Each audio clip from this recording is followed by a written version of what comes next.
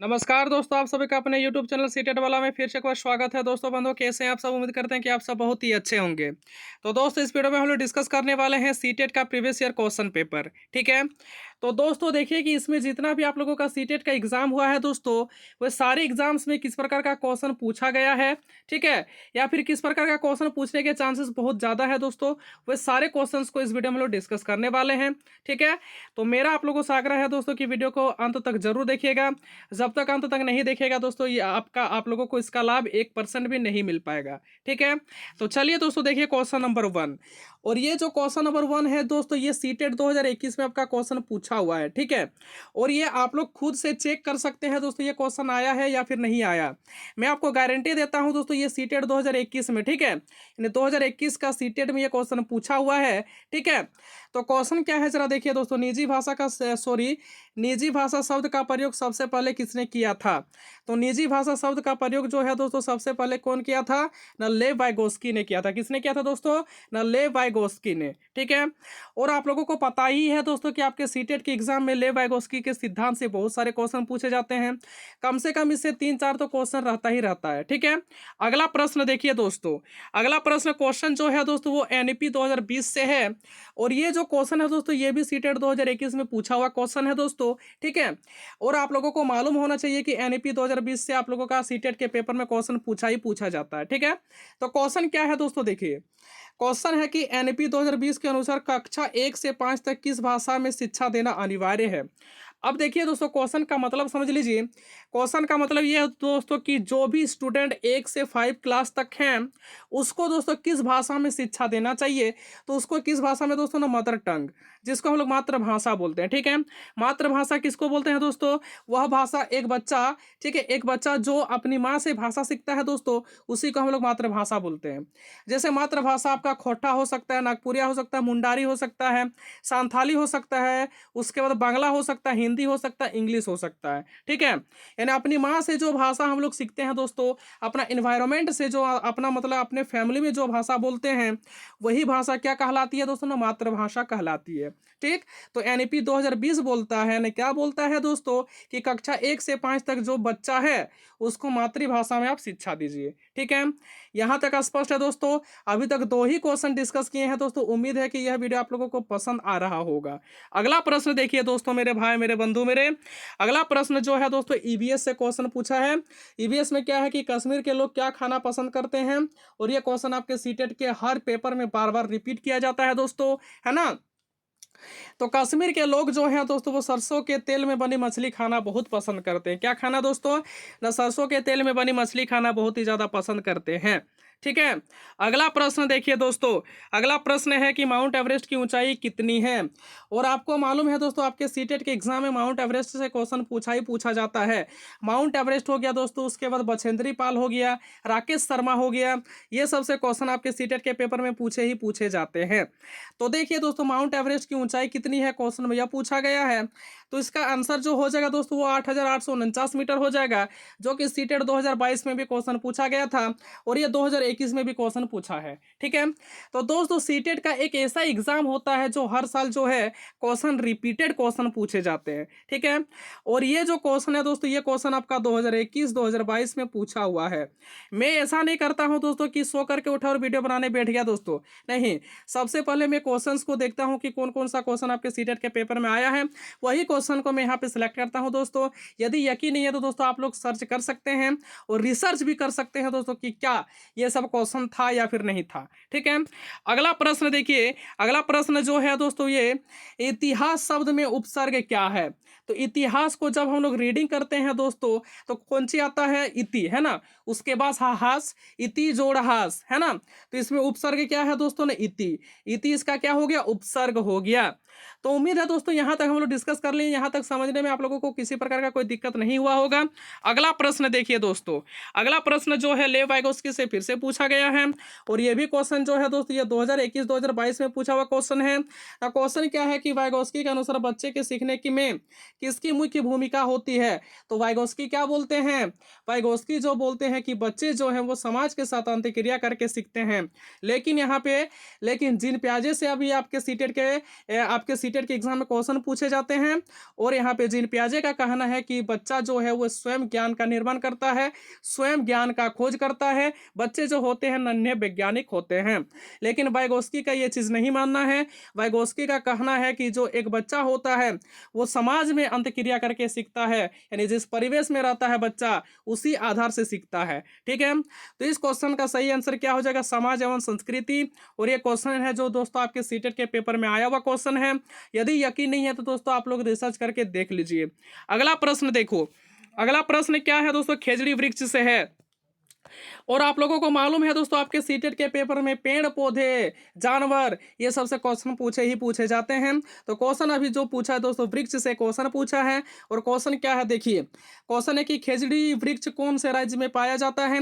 और ये सीटेट 2022 में आपका क्वेश्चन पूछा गया है दोस्तों। यदि यकीन नहीं है तो दोस्तों आप लोग यहाँ पे हिस्ट्री निकाल करके देख लीजिए, है ना। तो खेजड़ी वृक्ष जो है दोस्तों राजस्थान में पाया जाता है। कहाँ पर, राजस्थान में पाया जाता है। नेक्स्ट क्वेश्चन देखो, नेक्स्ट क्वेश्चन जो है दोस्तों स्लॉथ जानवर से पूछा गया है। और आप लोगों को पता है दोस्तों जानवर से भी क्वेश्चन पूछा जाता है।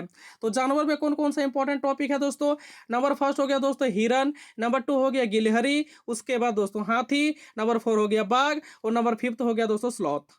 इतना ही से आपका क्वेश्चन पूछा जाता है दोस्तों। ठीक है, तो देखिए दोस्तों स्लॉथ के बारे में क्वेश्चन पूछा हुआ था, तो स्लॉथ के बारे में थोड़ा सा जान लेते हैं। यह जो है दोस्तों, यह जानवर पेड़ पर उल्टा लटकता रहता है। यह जानवर जो होता है दोस्तों स्लॉथ जो होता है पेड़ पर उल्टा लटक करके सोता है। और एक दिन में दोस्तों 17 घंटे सोता है। कितना ना, 17 घंटे सोता है। और यह भालू जैसा दिखाई देता है लेकिन भालू नहीं होता है। ठीक है, और स्लॉथ जो है दोस्तों भालू जैसा ही दिखाई देता है लेकिन यह भालू नहीं होता है दोस्तों। और हाँ दोस्तों स्लॉथ के बारे में और एक जानकारी, ये जो है दोस्तों स्लॉथ जो है आलसी टाइप का जानवर होता है। ठीक है, ये एक सप्ताह में जो होता है दोस्तों कि यह जो जानवर है ये पेड़ के ऊपर रहता है, वृक्ष के ऊपर रहता है। और यह जानवर जो है दोस्तों सोच करने के लिए सप्ताह में एक बार पेड़ से नीचे उतरता है। ठीक, और आपके सीटेट के पेपर में यह भी क्वेश्चन पूछा गया था स्लॉथ जानवर जो होता है वह पेड़ के ऊंचाई पर क्यों रहना पसंद करता है। क्योंकि जो है दोस्तों स्लॉथ जानवर को जो है दोस्तों दूसरे जानवरों से खतरा बना रहता है, इसीलिए स्लॉथ जानवर जो है वो पेड़ की ऊंचाई पर रहता है। अगला प्रश्न देखिए, अगला प्रश्न जो है दोस्तों बंगाल की खाड़ी से सटे राज्य के नाम के बारे में पूछा गया है। और यह भी क्वेश्चन आपके सीटेट 2021-2022 में पूछा हुआ है। ठीक है, तो इसका जो सही आंसर हो जाएगा वो क्या हो जाएगा, पश्चिम बंगाल, उड़ीसा और आंध्र प्रदेश। पश्चिम बंगाल बोल लीजिए दोस्तों, उड़ीसा कह लीजिए या फिर आंध्र प्रदेश, ये जो है बंगाल की खाड़ी से सटे हुए राज्य हैं। और आपको इस प्रकार का क्वेश्चन आपके सीटेट के पेपर में देखने को जरूर मिलता है दोस्तों। ठीक है, अगला प्रश्न देखिए, अगला प्रश्न जो है दोस्तों संविधान से संबंधित क्वेश्चन है। और आपके सीटेट के पेपर में संविधान से भी क्वेश्चन पूछे जाते हैं। आप लोग देख लीजिए दोस्तों, यहाँ से आप लोगों का स्ट्रेटेजी भी क्लियर हो जाएगा कि किस प्रकार का तैयारी करना है आप लोगों को। ठीक है, तो संविधान की 8वीं अनुसूची में कितनी भाषाओं का उल्लेख किया गया है। तो संविधान में जो है दोस्तों 8वीं अनुसूची में 22 भाषाओं का उल्लेख किया गया। कितना, 22 भाषाओं का उल्लेख किया गया है। तो इस क्वेश्चन का सही आंसर क्या हो जाएगा, 22 भाषाओं का। नेक्स्ट क्वेश्चन देखो, नेक्स्ट क्वेश्चन क्या है, राजस्थान राज्य से संबंधित है। और यहाँ से क्वेश्चन पूछा जाता है। तो क्वेश्चन क्या है दोस्तों कि राजस्थान के घर सामान्यतः किसके बने होते हैं। तो राजस्थान के जो घर होते हैं दोस्तों मिट्टी के बने होते हैं। और छत पर जो होती है दोस्तों कंटीली झाड़ियाँ होती है। यह क्वेश्चन आपके सीटेट के पेपर में कई बार पूछा हुआ क्वेश्चन है दोस्तों। यह क्वेश्चन को कब मत आकिए, यह क्वेश्चन आपके सीटेट के एग्जाम के पॉइंट ऑफ व्यू से बहुत ही ज़्यादा इंपॉर्टेंट है। नेक्स्ट क्वेश्चन देखो, नेक्स्ट क्वेश्चन जो है दोस्तों वह जो है जीन पियाजे से क्वेश्चन पूछा गया है। और आप लोगों को पता होना चाहिए दोस्तों जीन पियाजे एक ऐसा मनोवैज्ञानिक है जिससे सीटेट के पेपर में मैक्सिमम क्वेश्चन पूछे जाते हैं सीडीपी में। ठीक है, तो किस अवस्था में बच्चे वस्तुओं के बीच विभेद एवं वर्गीकरण करने लगता है। तो किस अवस्था में दोस्तों, उस अवस्था का नाम है मूर्त संक्रियात्मक अवस्था। और मूर्त संक्रियात्मक अवस्था का जो उम्र माना जाता है दोस्तों वो 7 से 11 वर्ष तक माना जाता है। कब से कब तक ना, 7 से 11 वर्ष तक माना जाता है। अगला प्रश्न देखो, अगला प्रश्न जो है दोस्तों मधुमक्खी पालन से ही क्वेश्चन पूछा जाता है। आपका मधुमक्खी से क्वेश्चन पूछा जाएगा, उसका चींटी से क्वेश्चन पूछा जाता है, चील से, यहाँ पे पशु पक्षी सब से क्वेश्चन पूछे जाते हैं आपके सीटेट के पेपर में। तो देखिए दोस्तों, क्वेश्चन में पूछा कि मधुमक्खी पालन का सही समय क्या होता है। तो मधुमक्खी पालन का जो सही समय होता है दोस्तों अक्टूबर से दिसंबर तक सही समय इसको माना जाता है। ठीक है, नेक्स्ट क्वेश्चन देखो, और उम्मीद करते हैं दोस्तों यहाँ तक आप लोगों को समझने में किसी प्रकार का कोई दिक्कत नहीं हुआ होगा। ठीक है, यहाँ तक आप लोगों को वीडियो को अच्छा ही लगा होगा दोस्तों। अगला प्रश्न देखिए, अगला प्रश्न क्या है। अगला प्रश्न जो है दोस्तों पेड़ पौधे से संबंधित क्वेश्चन है। क्वेश्चन में पूछा कि कौन सा पौधा कीड़ा मकोड़े मेंढक या चूहों को अपनी ओर आकर्षित करता है और उनका शिकार कर लेता है। वो कौन सा पौधा दोस्तों? निपेंथिस पौधा। ठीक है, निपेंथिस पौधा क्या करता है दोस्तों? कुछ इस प्रकार का पौधा होता है, ऐसे अपना मुंह को क्या करता है दोस्तों? ओपन रखता है, खुला हुआ रखता है। जैसे ही मान के चलते हैं कीड़ा मकोड़ा इसके अंदर आती है तो मुंह क्या कर लेता है? बंद कर लेता है। ठीक है, उस पर क्या होता है ना, फंस जाता है। ठीक है, तो यह जो एक ऐसा पौधा होता है दोस्तों सबसे पहले कीड़ा मकोड़ा का शिकार कर लेता है, उसके बाद उसको खा जाता है। नेक्स्ट क्वेश्चन देखो, अगला प्रश्न में क्या है, सबसे कम वर्षा कहाँ पर होती है। तो सबसे कम वर्षा जो होती है दोस्तों राजस्थान में होती है। राजस्थान जो होता है दोस्तों रेगिस्तान वाला इलाका है। ठीक है, और जाहिर सी बात है दोस्तों राजस्थान में सबसे कम वर्षा होती है। और आपके सीटेट के पेपर में यह भी क्वेश्चन देखा गया कि सबसे अधिक वर्षा कहाँ पर होती है। तो सबसे अधिक वर्षा जो होती है दोस्तों मासिन राम में होता है। कहाँ पर? न मासिन राम में होता है। और अगला प्रश्न देखिए दोस्तों, नेक्स्ट क्वेश्चन में है कि सीएनजी का मुख्य घटक क्या है। तो सीएनजी का मुख्य घटक को बोला जाता है मीथेन। और आप लोगों को कितने स्टूडेंट को पता है दोस्तों मीथेन का सूत्र क्या होता है? तो मीथेन का सूत्र होता है CH4। कौन से होता है दोस्तों? CH4। ये जो है दोस्तों एल्केन ग्रुप का एलिमेंट है, सॉरी ये जो है दोस्तों एल्केन ग्रुप का कंपाउंड है, यौगिक है। अगला प्रश्न देखिए दोस्तों, ये जो क्वेश्चन है ये क्वेश्चन बहुत इंपॉर्टेंट है दोस्तों, और ये क्वेश्चन जो है दोस्तों आपको ईवीएस में देखने को मिलेंगे। तो क्वेश्चन है कि किस जगह के लोग सरसों के तेल में पकी हुई मछली खाना पसंद करते हैं। तो किस जगह के लोग दोस्तों ना, जम्मू कश्मीर के लोग जो हैं वो सरसों के तेल में बनी हुई मछली खाना पसंद करते हैं और बहुत ही ज़्यादा पसंद करते हैं। अगला प्रश्न देखिए, और यहाँ तक डिस्कस कर लिए दोस्तों, उम्मीद है कि आप लोगों को यहाँ तक समझने में किसी प्रकार का कोई दिक्कत नहीं हुआ होगा। तो देखिए दोस्तों नेक्स्ट क्वेश्चन, नेक्स्ट क्वेश्चन क्या है कि कौन सा मसाला घी या तेल में रखने पर अच्छी खुशबू देता है। तो इसका आंसर क्या होता था? जीरा। मतलब क्या दोस्तों, कोई भी सब्जी बनाते हैं जैसे चिकन वगैरह हो गया, कुछ भी बनाते हैं तो छोकन में क्या डालते हैं दोस्तों? जीरा। क्योंकि जीरा डालने से क्या होता है ना, खुशबू अच्छी देता है, तो इसीलिए इसका आंसर क्या हो जाएगा? जीरा, है ना। अगला प्रश्न में देखिए दोस्तों, कौन सी शास्त्रीय भाषा नहीं है, सॉरी कौन सी शास्त्रीय भाषा नहीं है।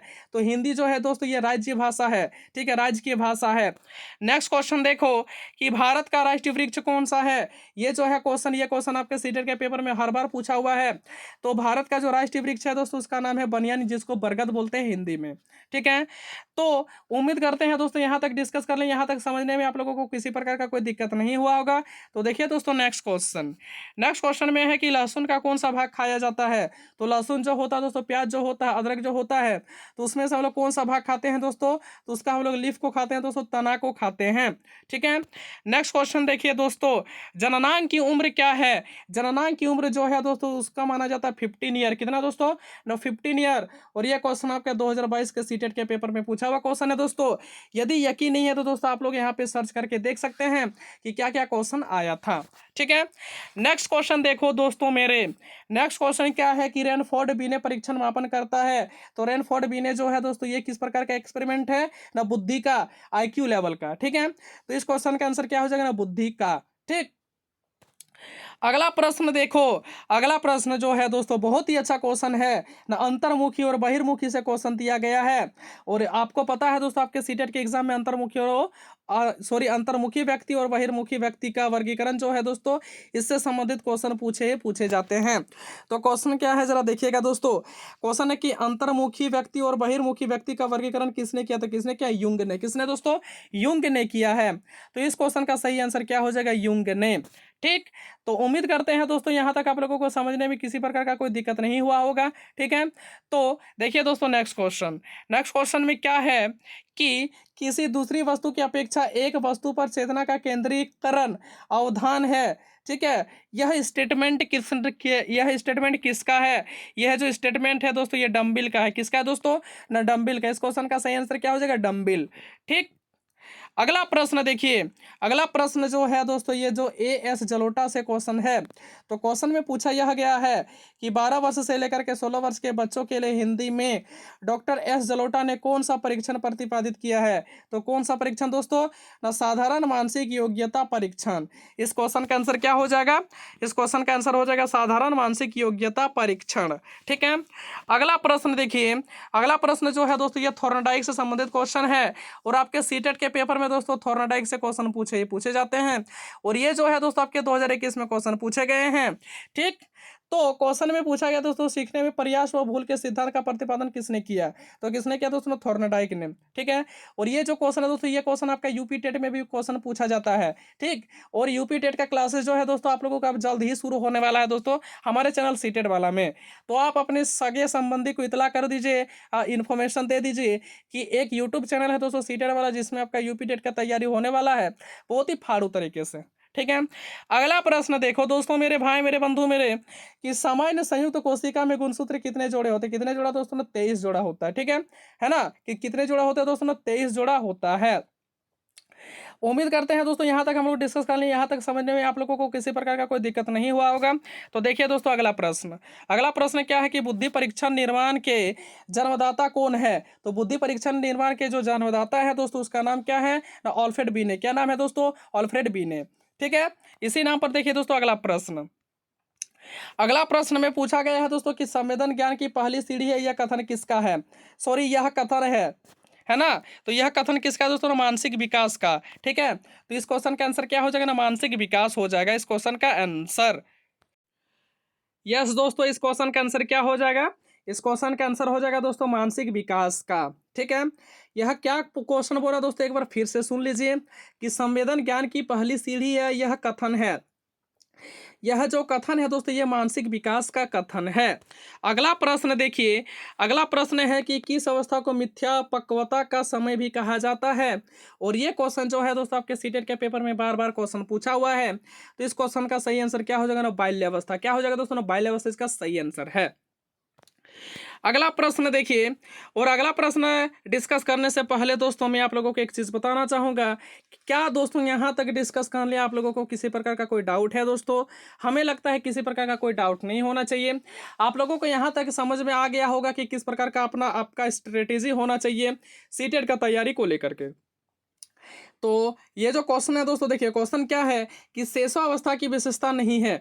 तो शेषवावस्था में जो होती है दोस्तों, एक बच्चे में नैतिकता नहीं होती है। ठीक है, उसको समझ नहीं आता है दोस्तों कि कौन वाला मेरे लिए अच्छा है और कौन सा मेरे लिए खराब है ना, इसको बोलते हैं शेषवावस्था। देखिएगा दोस्तों, शैशवावस्था में एक बच्चा जो होता है वो रोने लगता है, अपने इमोशंस को जाहिर करता है ना। कुछ नहीं, ये जैसे मान के चलते उससे कोई वस्तु को छीन लिया जाता है तो बच्चा रोने लगता है। इसका मतलब क्या होता है दोस्तों? शैशवावस्था में जो होता है दोस्तों, बच्चे नैतिकता नहीं सीखते हैं दोस्तों। उसका जो होता है दोस्तों IQ लेवल वो 0 होता है। ठीक, अगला प्रश्न देखिए, अगला प्रश्न जो है दोस्तों, ये आपका भूगोल से संबंधित क्वेश्चन है दोस्तों, और इस प्रकार का क्वेश्चन आपके सीटेट के पेपर में पूछे जाते हैं। क्वेश्चन क्या है ना, बिग बियर का उदाहरण है। तो बिग बियर का उदाहरण क्या है दोस्तों? नक्षत्र मंडल। ठीक है, यानी बिग बियर जो है दोस्तों किसका उदाहरण है? नक्षत्र मंडल का उदाहरण है। अगला प्रश्न देखिए, और ये क्वेश्चन जो है दोस्तों आपके सीटेट के पेपर में पूछे जाते हैं। क्वेश्चन क्या है कि पृथ्वी अपने अक्ष पर कैसे घूमती है? तो पृथ्वी अर्थ जो होता है वो किस मतलब वेस्ट टू ईस्ट घूमता है दोस्तों। ठीक है, वेस्ट टू ईस्ट मतलब आपका सूर्य यहाँ पे पृथ्वी जो है दोस्तों, ये है ना, आपका कैसे घूमता है ना, आपका पश्चिम से पूर्व की ओर घूमता है, यानी वेस्ट टू ईस्ट यहाँ पे टर्न करती है दोस्तों। ठीक है, अगला प्रश्न देखिए, अगला प्रश्न में क्या है कि भूमध्य रेखा नहीं गुजरती है। तो दोस्तों इस क्वेश्चन का आंसर क्या हो जाएगा? भूमध्य रेखा आपकी नहीं गुजरती है, उत्तरी अमेरिका से होकर के नहीं गुजरती है दोस्तों। ठीक है, तो उम्मीद है दोस्तों यहाँ तक हम लोग डिस्कस कर रहे हैं, यहाँ तक आप लोगों को समझने में किसी प्रकार का कोई दिक्कत नहीं हुआ होगा। तो देखिए दोस्तों, अगला प्रश्न, अगला प्रश्न क्या है कि चीन और भारत के मध्य की रेखा का नाम क्या है? यानी चीन और भारत को जो अलग करने वाली रेखा है दोस्तों, उस रेखा का नाम क्या है? क्वेश्चन में यह पूछा गया है, और इसका सही आंसर क्या हो जाएगा दोस्तों? इसका सही आंसर हो जाएगा मैकमोहन रेखा। क्या हो जाएगा ना? मैकमोहन रेखा इसका सही आंसर हो जाएगा। ठीक है। अगला प्रश्न देखिए, भारत के कितने राज्यों से होकर के कर्क रेखा गुजरती है? तो आपको मालूम होना चाहिए दोस्तों कि कितने राज्यों से होकर के गुजरती है ना, 8 राज्यों से होकर के कर्क रेखा गुजरती है। और मैं यह क्वेश्चन आप लोगों से पूछ रहा हूं दोस्तों, कौन कौन से राज्य से होकर के कर्क रेखा गुजरती है, ठीक है। और उम्मीद है दोस्तों कि यह क्वेश्चन का आंसर आप लोग कमेंट बॉक्स में जरूर दीजिएगा। तो देखिए दोस्तों, अगला प्रश्न है कि भूगोल का जनक किसे कहा जाता है? इस प्रकार का क्वेश्चन जो है दोस्तों, यह सीटेट 2020 में देखा गया था, ठीक है। तो भूगोल का जो जनक है दोस्तों, इसको एरिस्टोस्थनीज को कहा जाता है। किसको? एरिस्टोस्थनीज का, सॉरी, इरेस्टोस्थनीज को कहा जाता है, ठीक है। इसी प्रकार से क्वेश्चन पूछ सकता है दोस्तों कि राजनीतिक विज्ञान हो गया, उसके बाद दोस्तों की सिविक्स हो गया, उसके बाद दोस्तों आपका जो है इकोनॉमिक्स हो गया, ठीक है। उतना सारा इससे क्वेश्चन नहीं पूछा जाता है दोस्तों। इससे जो इंपॉर्टेंट है दोस्तों, इतिहास के पितामह किसे कहते हैं, राजनीतिक विज्ञान के पितामह किसे, राजनीतिक विज्ञान का पितामह किसे कहा जाता है, और भूगोल का पितामह किसे कहा जाता है, इतना इंपॉर्टेंट है दोस्तों इसमें, ठीक है। अगला प्रश्न देखो कि अंतरिक्ष में कुल कितने तारामंडल है? तो अंतरिक्ष में जो है दोस्तों कुल 89 तारामंडल होते हैं। कितने दोस्तों? ने 89 तारामंडल है, ठीक है। तो अगला प्रश्न देखो दोस्तों मेरे, अगला प्रश्न में क्या है कि कुल अक्षांशों की संख्या कितनी है? तो कुल अक्षांशों की संख्या जो है दोस्तों 180 है, ठीक है। और इस प्रकार का क्वेश्चन जो है दोस्तों आपके सीटेट के पेपर में पूछा जाता है, ठीक है। मैं आपको गारंटी देता हूं दोस्तों कि मैं आपको जिस डायरेक्शन में जाने के लिए बोल रहा हूं, जिस प्रकार का तैयारी करने के लिए बोल रहा हूं, सिर्फ उस प्रकार का तैयारी कीजिए दोस्तों। मैं आपको गारंटी देता हूं दोस्तों, आपका सीटेट का जो रिजल्ट है वो बहुत ही अच्छा होगा, ठीक है। अगला प्रश्न में देखिए, देशांतरों की संख्या कितनी है? तो देशांतरों की संख्या 360 होती है। कितना दोस्तों? 360 होती है देशांतरों की संख्या, ठीक है। अगला प्रश्न देखिए दोस्तों, कोयला किस चट्टान में पाया जाता है? तो कोयला जो हो तो होती है दोस्तों वो परतदार चट्टान में पाई जाती है, ठीक है। तो ये था दोस्तों इस वीडियो का लास्ट क्वेश्चन, और उम्मीद करते हैं दोस्तों ये वीडियो आप लोगों को पसंद आया होगा, बहुत ही अच्छा लगा होगा। यदि वीडियो पसंद आए तो दोस्तों वीडियो के अंत में एक प्यारा सा लाइक जरूर कीजिएगा, क्योंकि आपका एक प्यारा सा लाइक करना ही हमारा मेहनत का फल होता है। तो चलिए दोस्तों, इस वीडियो में इतना ही डिस्कस करते हैं, मिलते हैं नेक्स्ट वीडियो पर। तब तक के लिए आप लोगों का बहुत बहुत धन्यवाद वीडियो का अंत तक देखने के लिए। और वीडियो के अंत में दोस्तों जय हिंद, जय भारत।